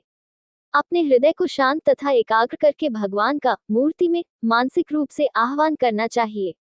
हृदय से छह न्यास करके उसे मूल मंत्र गुरु से प्राप्त पवित्र अक्षर या नाम का जप करना चाहिए तथा उपलब्ध पूजा सामग्री से भगवान का पूजन करना चाहिए, क्योंकि वे प्रतिमा तथा हृदय दोनों में ही स्थित हैं, जिसमें उन्हें स्थापित भी करना चाहिए। भगवान के विविध अंगों, भुजाओं, चिन्हों जैसे सुदर्शन चक्र आदि तथा सहायक देवताओं जैसे सुनंदा, गरुड़ सहित उनकी प्रतिमा की पूजा करनी चाहिए। भगवान के प्रत्येक स्वरूप की पूजा उसके विशिष्ट पवित्र मंत्र का जप करते हुए, हाथ पैर धोने तथा आचमन आदि के लिए जल अर्पण करते हुए करनी चाहिए। भगवान को स्नान कराना चाहिए तथा वस्त्राभूषणों से अलंकृत करना चाहिए। विधिपूर्वक पूजा करते हुए भगवान की चंदन, पुष्प, अक्षत, माला आदि से पूजा करनी चाहिए। उनके समक्ष सुगंधित धूप जलाना चाहिए, दीप दिखाना चाहिए तथा भोग लगाना चाहिए। उचित स्तोत्रों से भगवान की स्तुति करके भगवान अर्थात भगवान की प्रतिमा के समक्ष दंडवत प्रणाम करना चाहिए। उसे अपने सामने हरि की प्रतिमा की पूजा करनी चाहिए तथा स्वयं को हरि के साथ एक रूप मानना चाहिए। फिर उसे पूजा के अवशेष जैसे फूल आदि अपने सिर पर रखने चाहिए तथा हरि की प्रतिमा को उसके उचित स्थान पर तथा भगवान हरि को अपने हृदय में स्थापित करना चाहिए। जो मनुष्य अग्नि, सूर्य, जल आदि में, अतिथि में तथा अपने हृदय में स्थित भगवान परमात्मा की पूजा करता है, वह शीघ्र ही संसार से मुक्त हो जाता है। अध्याय 4 द्रुमिला द्वारा भगवान के अवतारों का वर्णन। राजा निमि ने कहा, आप कृपा करके हमसे उन विविध कर्मों का वर्णन करें जो भगवान श्रीहरि ने अपने विभिन्न अवतारों में किए हैं तथा जो उन्होंने भूत, वर्तमान तथा भविष्य में अपनी इच्छा से किए हैं। द्रुमिला ने उत्तर दिया, वह बचकानी अपरिपक्व समझ वाला व्यक्ति है जो अनंत भगवान की असंख्य श्रेष्ठताओं और गुणों को गिनना चाहता है। उसके लिए बहुत समय में और बहुत कठिनाई से पृथ्वी पर धूल के कणों को गिनना संभव हो सकता है, लेकिन सर्वशक्तिमान भगवान की श्रेष्ठताओं को कभी नहीं गिनना, जो सभी शक्तियों का आश्रय हैं। जब प्रथम प्रधान देवता नारायण ने अपने भीतर से 5 तत्वों को विकसित करके इस ब्रह्मांड को, जिसे विराज कहते हैं, अपने शरीर के समान बनाया और अपनी एक किरण या अंश आंतरिक नियंत्रक के रूप में के साथ इसमें प्रवेश किया, तब उन्हें पुरुष शरीर में निवास करने वाला की उपाधि प्राप्त हुई। तीनों लोकों की रचना और व्यवस्था भगवान के व्यक्तित्व के आधार पर टिकी हुई है। सभी देहधारी प्राणियों की ज्ञानेंद्रियां और संज्ञानात्मक दोनों ही उनकी इंद्रियों के कारण ही कार्य करती हैं। वे स्वयं ज्ञान या चेतना हैं। उनके जन्म के माध्यम से ही जीवों को अपनी शारीरिक शक्ति, अपनी इंद्रियों और क्रियाशीलता की ऊर्जा और शक्ति प्राप्त होती है। सत्व और अन्य गुणों अर्थात रजस और तमस के माध्यम से वे ब्रह्मांड की रचना, पालन और संहार के प्रधान कारक बन गए। सृष्टि के आरंभ में यही प्रधान देवता रजोगुण से युक्त होकर ब्रह्मांड की रचना के लिए ब्रह्मा के रूप में प्रकट हुए। सत्वगुण से युक्त होकर वे यज्ञ के फल के दाता तथा द्विज जातियों ब्राह्मण, क्षत्रिय और वैश्य और धर्म के रक्षक विष्णु हुए। तमगुण से युक्त होकर वे ब्रह्मांड के संहार के लिए रुद्र हुए। इस प्रकार ब्रह्मा, विष्णु और रुद्र के द्वारा जिनसे सृष्टि की रचना और रक्षा निरंतर चलती रहती है, वे ही आदि और प्रधान देवता हैं। नारायण और नर के रूप में ऋषियों में सबसे श्रेष्ठ और पूरी तरह से शांत मन वाले, वे धर्म और उनकी पत्नी मूर्ति, दक्ष की पुत्री से पैदा हुए थे। उन्होंने ऋषियों जैसे नारद को आत्मा, जो कि कर्महीनता की विशेषता है, की प्राप्ति के लिए कर्म का मार्ग समझाया। उन्होंने एक आदर्श प्रकार की तपस्या की और उनके चरणों की सेवा और पूजा आज भी प्रमुख ऋषियों द्वारा की जाती है। ये संदेह करते हुए कि यह ऋषि नारायण नर उनके पद, स्वर्ग के राजा के रूप में पर कब्जा करने की लालसा रखता है, इंद्र ने प्रेम के देवता कामदेव को उनकी मंडली के साथ भेजा। उनकी नारायण की आध्यात्मिक महानता से अनभिज्ञ होने के कारण कामदेव अपनी साज सज्जा दिव्य युवतियों के समूह, वसंत ऋतु और मलय के चंदन वनों से आने वाली मंद हवा के साथ बद्री में उनके आश्रम में गए और उन्हें स्वर्गीय युवतियों के पार्श्व दृष्टि रूपी बाणों से मारा। ये भली भांति जानते हुए कि यह अविवेक इंद्र द्वारा किया गया है, वे बिना किसी गर्व अपनी नैतिक शक्ति पर के स्पर्श को महसूस किए जोर से हंसे। उन्होंने कांपते हुए आगंतुकों को आश्वस्त किया, हे शक्तिशाली प्रेम के देवता, हे तक्षणी पवन, हे स्वर्गीय युवतियों, डरो मत। कृपया हमारा आतिथ्य स्वीकार करें। यदि कोई आतिथ्य नहीं दिया जाता है, तो आश्रम शून्य के समान होगा। हमारा आश्रम शून्य न हो अर्थात अपने अस्तित्व के योग्य हो। जब उनके भय को दूर करने वाले ऋषि नारायण ने उन्हें इस प्रकार संबोधित किया, तो देवताओं ने लज्जा से अपना सिर नीचे झुका लिया और उनसे कहा, हे सर्वव्यापी प्रभु, जो माया से परे हैं, आपकी यह अविचलता कोई आश्चर्य की बात नहीं है। आप अविचलित परमात्मा हैं, और आपके चरण कमलों को आत्म साक्षात्कार के आनंद में लीन ऋषियों के समूह द्वारा नमस्कार किया जाता है। यह आश्चर्य की बात नहीं है कि हम अपने स्वभाव के अनुसार आचरण करें और आपकी तपस्या में बाधा उत्पन्न करें। आपके सेवकों भक्तों के मार्ग में देवता अनेक बाधाएं उत्पन्न करते हैं, जो देवताओं के निवास स्वर्ग को पार करके सीधे आपके परम पद को प्राप्त करना चाहते हैं। जो लोग यज्ञ में देवताओं के अपने अपने अंशों की आहुति देते हैं, उनके मार्ग में कोई बाधा नहीं आती। लेकिन चूंकि आप अपने भक्तों के रक्षक हैं, इसलिए आपका भक्त बाधाओं के सिरों पर अपना पैर रखता है और उन्हें रौंदता हुआ वैकुंठ को जाता है। जब आपके अभक्तगण तपस्या करते हैं, तब वे हमारे द्वारा ही काम वासना या क्रोध नामक वासना के शिकार हो जाते हैं। जो लोग हमारे जैसे मोहक रूपी अथाह सागर को पार करते हैं, वे भूख प्यास, तीनों ऋतुओं अर्थात ग्रीष्म वर्षा और शीत को, वायु को, तालु और काम इच्छा को रोककर व्यर्थ क्रोध के वशीभूत होकर शाप देने में अपनी तपस्या को व्यर्थ कर देते हैं। वे समुद्र पार करने वाले के समान हैं, जो गाय के खुर के कारण बनी हुई गुहा में डूब जाते हैं। जब वे इस प्रकार उनकी स्तुति कर रहे थे, तब सर्वशक्तिमान भगवान ने स्वर्गीय अप्सराओं आदि के सौंदर्य के गर्व को कम करने के लिए योग शक्ति से उत्पन्न किया और उन्हें अद्भुत सुंदरी स्त्रियां दिखाईं, जो बहुमूल्य आभूषणों और वस्त्रों से सुसज्जित थीं और उनकी सेवा कर रही थीं। जब देवताओं के सेवकों अर्थात काम वसंत ऋतु स्वर्गीय देवियों ने देवी श्री के समान सुंदर स्त्रियों को देखा, उनका अपने सौंदर्य का अभिमान नष्ट हो गया और उन स्त्रियों के श्रेष्ठ सौंदर्य की उत्कृष्टता से उनका रंग फीका पड़ गया और वे उनके शरीर की सुगंध से मोहित हो गए। देवाधिदेव नारायण ने उन लोगों से, जो नम्रतापूर्वक उन्हें प्रणाम कर रहे थे, हंसते हुए कहा, इन स्त्रियों में से जो उपयुक्त हो, उसे देवलोक के आभूषण के रूप में चुन लो। ऐसा ही हो, कहकर देवताओं के सेवकों ने उनकी आज्ञा का पालन किया। उन्होंने स्वर्ग की सबसे सुंदरी उर्वशी को चुना और उसके पीछे पीछे स्वर्गलोक की ओर चल पड़े। उन्होंने देवताओं की सभा में इंद्र का सम्मान किया और जब सभी देवता उत्सुकता से सुन रहे थे, तब उन्होंने इंद्र से नारायण की श्रेष्ठ आध्यात्मिक शक्ति का वर्णन किया, जिसे सुनकर इंद्र आश्चर्यचकित हो गए और भयभीत हो गए नारायण को अपमानित करने की अपनी अविवेकपूर्णता के कारण। जगत के कल्याण के लिए ही भगवान विष्णु ने अपनी एक किरण अंश लेकर हंस के रूप में अवतार लिया। ब्रह्मा जी को उनके पुत्रों द्वारा पूछे जाने पर ज्ञान योग समझाने के लिए, दत्त अत्रि के पुत्र के रूप में, सदा ब्रह्मचारी सनत कुमार के रूप में, हमारे पिता ऋषभ के रूप में, हयग्रीव घोड़े की गर्दन वाले भगवान का रूप धारण करके उन्होंने मधु नामक राक्षस का वध किया और उससे वेदों को पुनः प्राप्त किया। कल्प के अंत में प्रलय के समय उन्होंने मत्स्य अवतार लेकर मनु, पृथ्वी, ऋषियों तथा सभी पौधों और जड़ी बूटियों की रक्षा की। दिव्य वराह के रूप में अवतार लेकर उन्होंने दिति के पुत्र राक्षस हिरण्याक्ष का वध किया, जब वह समुद्र की तलहटी से पृथ्वी को ऊपर उठा रहा था। दिव्य कछुआ का रूप धारण करके उन्होंने अमृत के लिए समुद्र मंथन के समय अपनी पीठ पर मंदराचल पर्वत को सहारा दिया। हरि के रूप में अवतरित होकर उन्होंने मगरमच्छ के जबड़े से हाथियों के पीड़ित राजा को बचाया, जिसने उनसे सहायता के लिए प्रार्थना की थी। उन्होंने ऋषियों, जिन्हें वाल्खिल्य कहा जाता है, को बचाया, जो अंगूठे के आकार के थे और जो ऋषि कश्यप के लिए समृद्ध लाने गए थे, गाय के खुरों से बने गड्ढे में गिर गए थे, जो समुद्र में डूबने की तरह थे और इसलिए इंद्र द्वारा उपहास किए गए थे और उनसे जीवन के लिए प्रार्थना कर रहे थे। उन्होंने इंद्र को भी मुक्त किया, जो वृत्र, जो एक ब्राह्मण था, की हत्या के कारण अंधकार ब्राह्मण हत्या के पाप से में शामिल थे। उन्होंने असुरों के घरों में असहाय रूप से कैद स्वर्गीय महिलाओं को मुक्त किया। धर्मी लोगों को भय से मुक्ति सुनिश्चित करने के लिए उन्होंने एक नरसिंह के रूप में अवतार लिया और असुरों के राजा हिरण्यकशिपु को मार डाला। प्रत्येक मनवंतर में देवताओं और असुरों के बीच युद्ध के समय देवताओं की रक्षा के लिए उन्होंने अपनी किरणों से अवतार लिया और असुरों के सरदारों का वध करके तीनों लोकों की रक्षा की। उन्होंने वामन रूप में प्रकट होकर भिक्षा मांगने के बहाने बलि से यह पृथ्वी छीन ली और अदिति के पुत्रों देवताओं को लौटा दी। है वंश रूपी वन का नाश करने के लिए भृगु वंश में उत्पन्न हुए अग्निदेव परशुराम के रूप में अवतार लेकर उन्होंने पृथ्वी की सतह से क्षत्रियों का 21 बार नाश किया। सीता के पति राम के रूप में उन्होंने समुद्र पर लंका तक पुल बनाया और 10 सिर वाले रावण का वध करके उसके लंका के किले को नष्ट कर दिया। विजयी है वे राम, जिनकी महिमा से संसार के पाप नष्ट हो जाते हैं।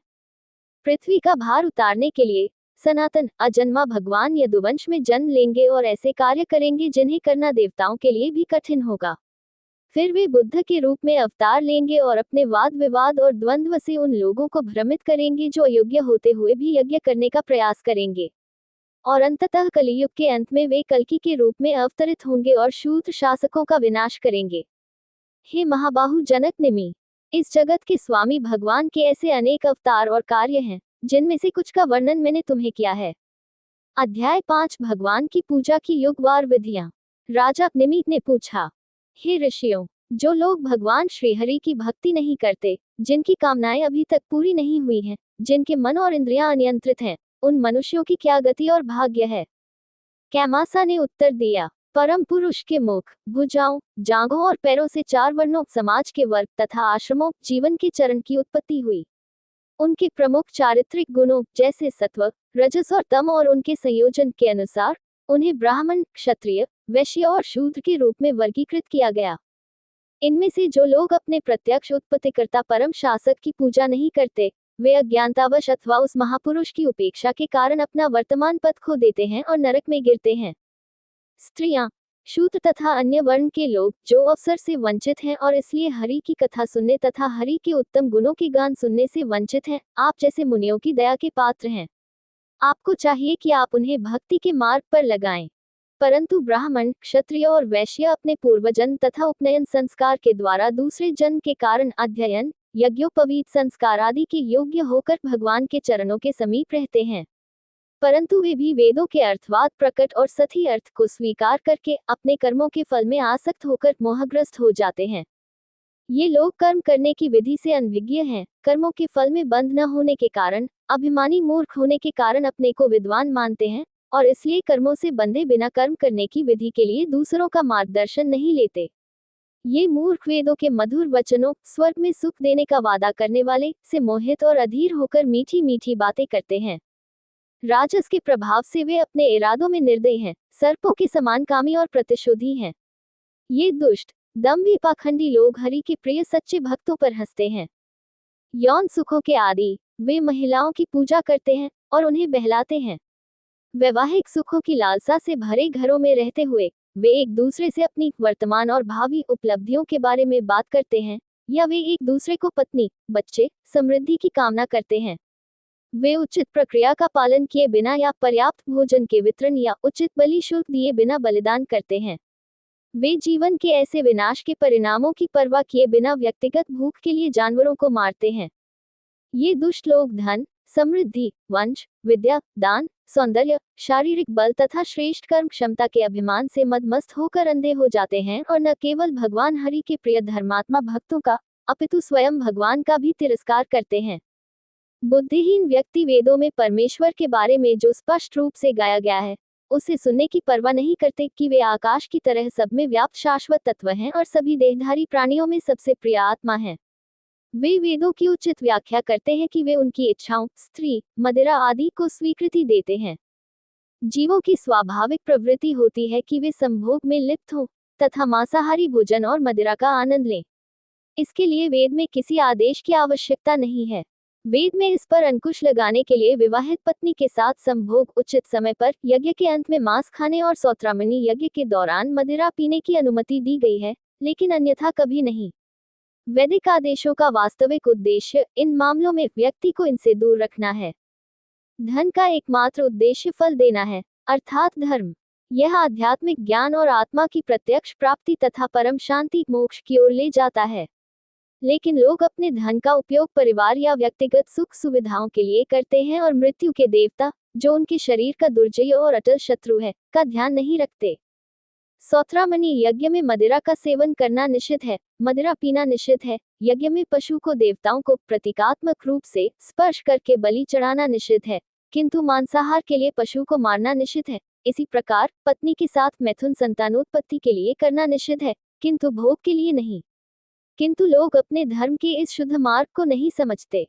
परंतु जो दुष्ट मनुष्य धर्म के वास्तविक स्वरूप को नहीं जानते तथा हठी और अभिमानी होकर अपने को धर्मात्मा समझते हैं, वे बिना किसी पश्चाताप के पशुओं को मार डालते हैं और बदले में उन्हीं पशुओं द्वारा अगले लोक में नरक में खाए जाते हैं। ये अधर्मी लोग अपने अंतर्यामी भगवान हरि से द्वेष करते हैं, जो दूसरों के शरीर में भी निवास करते हैं, अपनी आत्मा के रूप में तथा अपने नश्वर शरीर और उसके संबंधियों, स्त्री, पुत्र आदि में आसक्ति रखकर वे नरक में गिरते हैं। जो लोग सत्य का सही ज्ञान नहीं प्राप्त कर पाए हैं और पूर्ण अज्ञान की अवस्था को पार कर चुके हैं, अपूर्ण ज्ञान रखते हुए वे अपने को अनित्य स्थायी मानते हैं और मानव जीवन के 3 पुरुषार्थों धर्म, अर्थ और काम का अनुसरण करते हैं।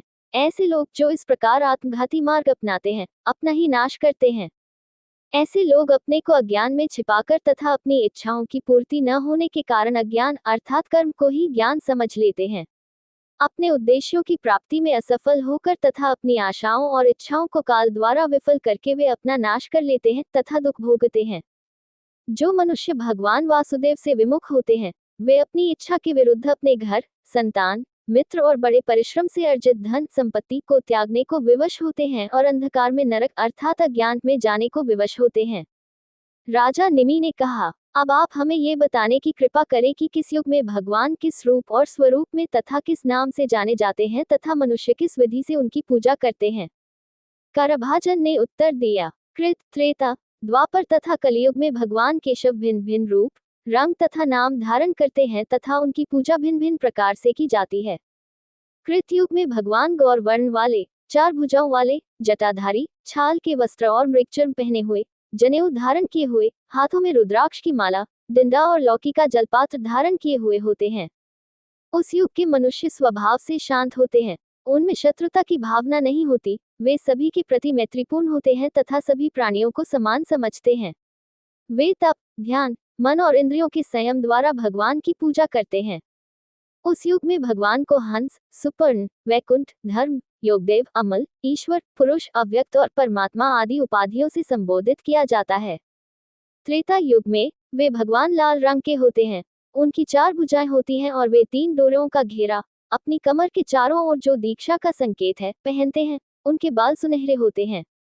वे तीनों वेदों में वर्णित बलिदान के अवतार होने के कारण अपने हाथों में श्रुक, श्रुवा, अग्नि में आहुति देने के लिए करछूल और चम्मच और यज्ञ करने के लिए अन्य सामान रखते हैं। उस युग में वेदों के व्याख्याता धर्मात्मा पुरुष तीनों वेदों में वर्णित रीति से देवस्वरूप भगवान श्रीहरि की पूजा करते हैं। फिर उन्हें विष्णु, यज्ञ, प्रश्निगर्भ, प्रजापति सुतपस की पत्नी प्रश्नि का पुत्र सर्वदेव, उरुक्रम, वृषाकपि, जयंत और उरुग्या कहा जाता है। द्वापर युग में भगवान का रंग नीला अतासी भांग फूल जैसा होता है। वे पीले रेशमी वस्त्र पहनते हैं और अपनी सभी मूल भुजाएं धारण करते हैं, जैसे सुदर्शन चक्र, कौमुद की गदा और अन्य। वे अपने वक्षस्थल पर श्रीवत्स जैसे विशिष्ट चिन्हों से पहचाने जाते हैं। उस युग में परब्रह्म को जानने के इच्छुक लोग उस परम सत्तावान सम्राट के प्रतीक श्वेत छत्र, चौरियां आदि से युक्त परम पुरुष की पूजा वेदों और तंत्र ग्रंथों में बताए गए अनुष्ठानों के साथ करते हैं। वासुदेव को नमस्कार है, संकर्षण को नमस्कार है, प्रद्युम्न और अनिरुद्ध को नमस्कार है। हे यशस्वी प्रभु, चारों स्वरूपों या व्यूहों में आपको नमस्कार है। उन पूर्ण ऋषि नारायण की जय हो, जो परम पुरुष, सर्वव्यापी भगवान, ब्रह्मांड के शासक, सभी सृजित प्राणियों की अंतरात्मा हैं। हे पृथ्वी के स्वामी, इस प्रकार से वे ब्रह्मांड के शासक की स्तुति करते हैं। अब सुनिए कि लोग विभिन्न तांत्रिक ग्रंथों में वर्णित विधियों से उनकी पूजा कैसे करते हैं। ये तो सभी जानते हैं कि अत्यंत बुद्धिमान और विवेकशील लोग नामस्मरण तथा महिमा का गुणगान करने वाले यज्ञों के द्वारा उस श्यामवर्णी किंतु दीप्तिमान नीलम के समान प्रभु की पूजा करते हैं, जो भगवान सब अंगों से पूर्ण है, जो कौस्तुभ मणि आदि आभूषणों से सुशोभित हैं, जो सुदर्शन चक्र आदि आयुधों तथा शस्त्रों से सुसज्जित हैं, तथा जो सुनंद आदि अपने सेवकों के साथ हैं। हे परम पुरुष, आपके भक्तों के रक्षक, मैं आपके उन चरण कमलों को नमस्कार करता हूँ, जो ध्यान करने योग्य हैं, जो परिवार के सदस्यों तथा इंद्रियों से होने वाले अपमान तथा अवज्ञा का नाश करते हैं, सभी इच्छित वस्तुओं को प्रदान करते हैं, सभी तीर्थों के आश्रय हैं, भगवान शिव तथा ब्रह्मा द्वारा प्रशंसित हैं, शरण लेने योग्य हैं, आपके सेवकों भक्तों के कष्टों का नाश करते हैं तथा जो संसार रूपी समुद्र से पार जाने के लिए नाव के समान हैं। हे परम धार्मिक राजा निमि, मैं उन चरण कमलों को नमस्कार करता हूँ, जिन्होंने अपने पिता दशरथ के कहने पर अपना वह समृद्ध राज्य त्याग दिया था, जो देवताओं के लिए भी लोभ्य था और जिसे त्यागना अत्यंत कठिन था, और जो वन में चले गए थे, तथा जिन्होंने अपनी प्रेयसी सीता के चाहने वाले मायावी मृग का पीछा किया था। हे महापुरुष, मैं उन चरण कमलों को नमस्कार करता हूँ। हे राजन, इस प्रकार समस्त मंगलों को प्रदान करने वाले यशस्वी भगवान हरि की पूजा उस युग के लोगों द्वारा विभिन्न नामों तथा रूपों से की जाती है, जैसे कृत, त्रेता। श्रेष्ठ और सारभूत बातों को जानने वाले श्रेष्ठ विवेकशील पुरुष उस कलियुग की सराहना करते हैं जिसमें हरि के नाम और कर्म के कीर्तन मात्र से मानव जीवन के सभी वांछित आदर्श पूर्ण हो जाते हैं। जो मनुष्य इस संसार में संसार के चक्र में भटक रहे हैं, उनके लिए इससे बढ़कर कोई लाभ नहीं है भगवान के नाम और कर्म का कीर्तन और गुणगान, क्योंकि इसी से मनुष्य परम शांति को प्राप्त होता है और उसका संसार समाप्त हो जाता है। हे राजन, कृतादि युगों त्रेता और द्वापर के लोग कलियुग में जन्म लेना चाहते हैं। ये निश्चित है कि कलियुग में ही भगवान नारायण के अनन्य भक्त पैदा होंगे। हे राजन, ऐसे भगवान नारायण के अनन्य भक्त यहाँ वहाँ कलियुग में कहीं न कहीं जन्म लेंगे, लेकिन उनमें से अधिकांश द्रविड़ देशों में जन्म लेंगे जहाँ ताम्रपर्णी, कृतमाला, पस्विनी, परम पवित्र कावेरी और पश्चिमी महानदी नदियां बहती हैं। हे मनुष्यों के राजा, जो लोग इन नदियों का पानी पीते हैं वे हृदय से शुद्ध हो जाते हैं और आमतौर पर महिमावान भगवान वासुदेव के भक्त बन जाते हैं। ये समझकर कि भगवान वासुदेव सर्वत्र निवास करते हैं, अतः कोई भेद न मानते हुए अथवा शास्त्रों द्वारा निर्दिष्ट समस्त कर्तव्यों का सर्वथा परित्याग करते हुए जो पुरुष संपूर्ण हृदय से समस्त प्राणियों के आश्रय मुकुंद विष्णु का आश्रय चाहता है, वह न तो देवताओं, ऋषियों, प्राणियों, संबंधियों तथा लोगों के प्रति कृतज्ञ होता है, न ही वह इनमें से किसी का दास होता है। अतः शास्त्रों के अनुसार सभी के लिए अनिवार्य पंचमहायज्ञों का पालन करना उस पर लागू नहीं होता। वह शास्त्रों के आदेशों तथा निषेधों से ऊपर है। कोष्टक। धर्म के नियमों का पालन न करने पर भक्त को प्रायश्चित की आवश्यकता नहीं होती। जो भक्त अपने शरीर आदि की आसक्ति त्याग कर भगवान हरि के चरणों की शरण लेता है और किसी अन्य देवता को प्रसन्न नहीं करता, उसके हृदय में भगवान हरि निवास करते हैं, इसलिए भक्त भटकता नहीं, बल्कि यदि संयोगवश उससे पूर्व कर्मों के कारण कोई पाप हो जाता है तो भगवान हरि उसे समस्त पापों से मुक्त कर देते हैं। नारद ने कहा, इस प्रकार भगवान के भक्तों के लिए निर्धारित कर्तव्यों का वर्णन सुनकर मिथिला के राजा निमि को अत्यंत प्रसन्नता हुई। उन्होंने अपने कुल पुरोहित के साथ मिलकर जयंती के पुत्रों 9 ऋषियों की विधिपूर्वक पूजा की। तत्पश्चात सभी सिद्धगण तत्काल अदृश्य हो गए तथा सभी लोग देखते रह गए। राजा ने भी अपने कर्तव्यों का पालन किया, भगवान को प्रसन्न करने का भागवत मार्ग और परम पद अर्थात मोक्ष को प्राप्त किया। हे परम भाग्यशाली वासुदेव, यदि तुम आसक्ति रहित होकर तथा भक्तिपूर्वक भागवत आचार का पालन करोगे तो तुम भी परम गति को प्राप्त होगे। सारा संसार आप दोनों वसुदेव तथा आपकी रानी देवकी की कीर्ति से भरा हुआ है, क्योंकि परमेश्वर हरि आपको अपने माता पिता के रूप में स्वीकार करके प्रसन्न है, अर्थात आपके पुत्र होने पर प्रसन्न है। तुम्हारी आत्मा तो पहले ही कृष्ण अपने पुत्र के रूप में के प्रति माता पिता के समान स्नेह रखने से, उनके दर्शन, आलिंगन, वार्तालाप से, उनके साथ सोने बैठने तथा उन्हें भोजन कराने से पवित्र हो चुकी है। यदि शिशुपाल, पौंड्र, शाल्व आदि शत्रुराजा सोते बैठते आदि समय उनके प्रति घृणा से विचार करते थे और उनकी चाल, मनोहर क्रियाकलाप, दृष्टि आदि से प्रभावित होकर उनके मन में भी परिवर्तन हो गया था और वे उनके व्यक्तित्व के सदृश स्वरूपता मोक्ष हो गए थे, तो फिर उन लोगों के विषय में क्या कहा जाए जिनका मन उनसे अत्यंत आसक्त है। तुम्हें ये धारणा नहीं रखनी चाहिए कि भगवान कृष्ण तुम्हारे पुत्र हैं, क्योंकि वे परम शासक हैं, समस्त प्राणियों में निवास करने वाले आत्मा हैं। वे अक्षर परमात्मा हैं जिन्होंने अपनी माया शक्ति के प्रभाव से मानव रूप धारण करके अपने परम स्वभाव को छिपा लिया है। उन राक्षस क्षत्रियों का विनाश करने के लिए जो वास्तव में असुर थे और पृथ्वी पर भार थे, तथा सज्जनों की रक्षा करने के लिए तथा उन्हें संसार से मुक्ति प्रदान करने के लिए भगवान कृष्ण पृथ्वी पर अवतरित हुए और उनकी महिमा सारे ब्रह्मांड में फैल गई। श्री शुक ने कहा, ये सुनकर परम भाग्यशाली वसुदेव तथा धन्य देवकी को अत्यंत आश्चर्य हुआ और उनका मन से कृष्ण के प्रति मोह नष्ट हो गया। जो कोई एकाग्र मन से पवित्र वृतांत 9 सिद्धों के प्रवचन को समझकर स्मरण कर लेता है, वह संसार के मोह से मुक्त हो जाता है और ब्रह्मपद प्राप्त करने का अधिकारी बन जाता है। दोस्तों, अगली वीडियो देखने के लिए आप चैनल सब्सक्राइब जरूर करें और लाइक करें और कमेंट करें। जय श्री राधा कृष्ण।